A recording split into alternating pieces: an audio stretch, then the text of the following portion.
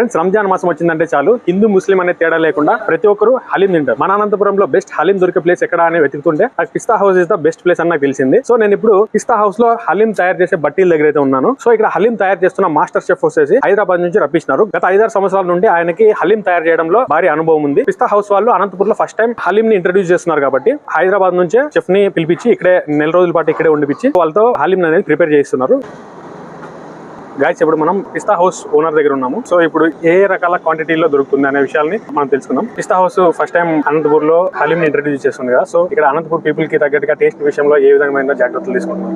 First of all చాలా సంతోషంగా ఉంది. ఇక్కడ మనం అవుట్లెట్ లో హలీం స్టార్ట్ చేయడము, ఆల్మోస్ట్ రెస్టారెంట్ పెట్టి 1 year అవుతా ఉంది. చాలా హ్యాపీగా ఉందండి. సో ఇక్కడ మనకి కూడా ఒక 5 varieties ఆఫ్ హలీం 5 types లో అవైలబిలిటీలో ఉంటుంది. ఇది వచ్చేసి స్మాల్ అంటారండి. దీనికి ప్రైసింగ్ వచ్చేసి 290 rupees. Quantity around 320 to 350 ml ఉంటుందండి. సో ఇది వచ్చేసి ఫ్యామిలీ ప్యాక్ అనమాట. 1249 రూపీస్. ఇది జంబో ప్యాక్ అంటారండి.